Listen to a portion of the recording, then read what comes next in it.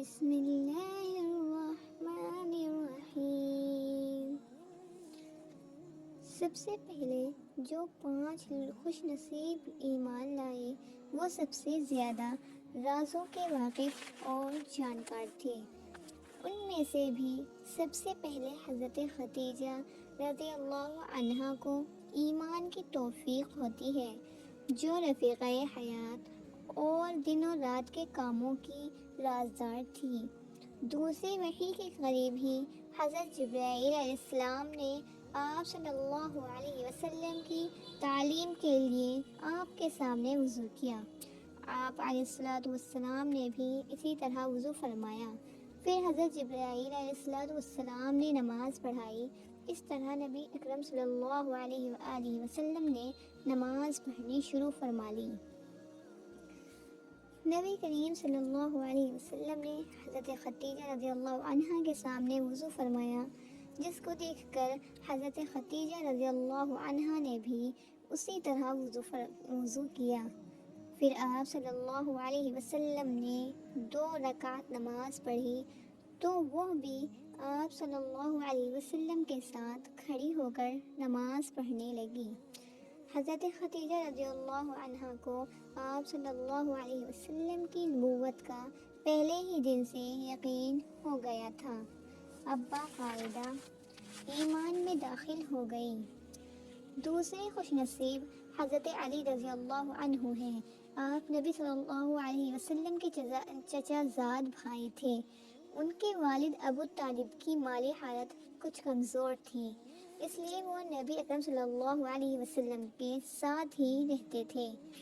ایک دن وہ نبی اکرم صلی اللہ علیہ وآلہ وسلم اور حضرت خدیجہ رضی اللہ عنہا کو نماز پڑھتے دیکھ کر بہت حیران و پریشان ہو گئے کہ یہ قیام، رکوع، سجدہ اور قعدہ یہ کیا طریقہ ہے۔ نبی کریم صلی اللہ علیہ وسلم نے فرمایا، یہ اللہ تعالیٰ کا سچا اور برحق دین ہے۔ اسی کی تبلیغ کے لیے اللہ تعالیٰ اپنے نبیوں کو مبعوث فرماتے ہیں۔ حضرت علی رضی اللہ عنہ کی عمر اس وقت 8 یا 10 سال تھی، اس لیے ان کو سب سے پہلے بہت تعجب ہوا، مگر چونکہ انہوں نے آج تک نبی اکرم صلی اللہ علیہ وسلم سے کبھی بھی جھوٹ نہیں سنا تھا، ہمیشہ سچ ہی سنا تھا، اور نبی اکرم صلی اللہ علیہ وآلہ وسلم سے محبت بھی بہت زیادہ کرتے تھے، اس لیے چپ چاپ سنتے رہے۔ نبی اکرم صلی اللہ علیہ وآلہ وسلم نے ان کو بھی اس دین کی دعوت دی۔ انہوں نے عرض کیا، میں اپنے والدین سے مشورہ کر لیتا ہوں۔ آپ صلی اللہ علیہ وآلہ وسلم نے فرمایا، اے علی، اگر تم اسلام قبول نہیں کرتے تو اس راز کو کسی پر ظاہر نہ کرو۔ حضرت علی رضی اللہ عنہ نے یہ رات گہری سوچ و فکر میں گزاری، نبی اکرم صلی اللہ علیہ وآلہ وسلم کی باتوں میں غور کرتے رہے۔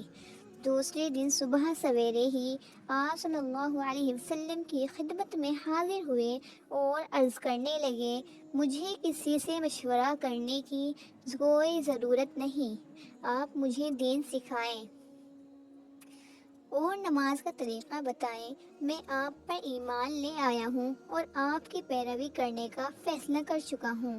نبی اکرم صلی اللہ علیہ وسلم نے ان کو دین سکھایا اور نماز کا طریقہ بتایا اور آج تک نازل ہونے والی آیتیں یاد کروائیں۔ اس کے بعد جب بھی آپ صلی اللہ علیہ وآلہ وسلم نماز پڑھتے تھے، حضرت علی رضی اللہ عنہ آپ صلی اللہ علیہ وسلم کے ہمراہ ہوتے تھے۔ تیسرے خوش نصیب حضرت زید بن حارثہ تھے، جو حضرت خدیجہ رضی اللہ عنہا کے بعد سب سے زیادہ رازداں اور واقف کار تھے۔ در حقیقت وہ بڑے اونچے خاندان کے آزاد آدمی تھے، مگر گردش ایام اور زمانہ کی الٹ پھیرنے غلام بن گئے تھے، جو بکتے بکتے نبی اکرم صلی اللہ علیہ وسلم کے گھر پہنچ گئے تھے۔ پھر ان کے والد اور چچا ان کو لینے کے لیے مصر آئے بھی تھے، لیکن انہوں نے یہ کہہ کر جانے سے انکار کر دیا تھا کہ مجھے ماں سے زیادہ شفقت کرنے والی حضرت خدیجہ رضی اللہ عنہا اور باپ سے لاکھ درجہ زیادہ محبت کرنے والے حضرت محمد مصطفیٰ صلی اللہ علیہ وآلہ وسلم مل چکے ہیں۔ اب میں ان کی جدائی برداشت نہیں کر سکوں گا، ہاں اپنے والدین کے بغیر رہ لوں گا۔ انہوں نے حضرت نبی اکرم صلی اللہ علیہ وآلہ وسلم اور حضرت خدیجہ رضی اللہ عنہا کو نماز پڑھتے ہوئے دیکھا تو حیران ہو کر عرض کرنے لگے، مجھے بھی یہ طریقہ بتاؤ، یہ کون سا دین ہے؟ نبی اکرم صلی اللہ علیہ وآلہ وسلم نے ان کو بھی دین کا تعارف کروایا اور نماز کا طریقہ بتایا۔ اس طرح وہ بھی اس ایمان قبول کر کے نماز میں شامل ہو گئے۔ چوتھے خوش نصیب جن کو اللہ تعالیٰ نے یہ نور عطا فرمایا وہ نبی کریم صلی اللہ علیہ وسلم کے مخلص اور باوفا دوست حضرت ابوبکر صدیق رضی اللہ عنہ تھے، جو آپ صلی اللہ علیہ وسلم کی گھر سے باہر کی زندگی کے جانکار تھے۔ اس اعتبار سے وہ سب سے پہلے ایمان لانے والے ہیں، کیونکہ باقی سب حضرات گھر کے ہیں۔ نبی اکرم صلی اللہ علیہ وسلم جب گھر سے فارغ ہو گئے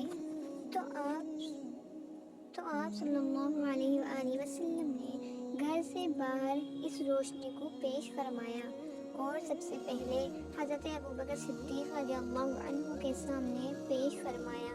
انہوں نے بلا کسی تامل اور تفکر کے اور بغیر کسی غور اور تدبیر کے اول میں اپنے دل کی آواز سن کر ایمان قبول کر لیا، کیونکہ آپ صلی اللہ علیہ وآلہ وسلم کے ساتھ دوستی کی بنا پر ان کا دل بھی روشن ہو چکا تھا۔ پھر ان کو بھی لمبی دوستی کا تجربہ تھا کہ جھوٹ آپ صلی اللہ علیہ وآلہ وسلم کی زبان پر آ ہی نہیں سکتا، یہ جو کچھ فرماتے ہیں سچ ہی فرماتے ہیں۔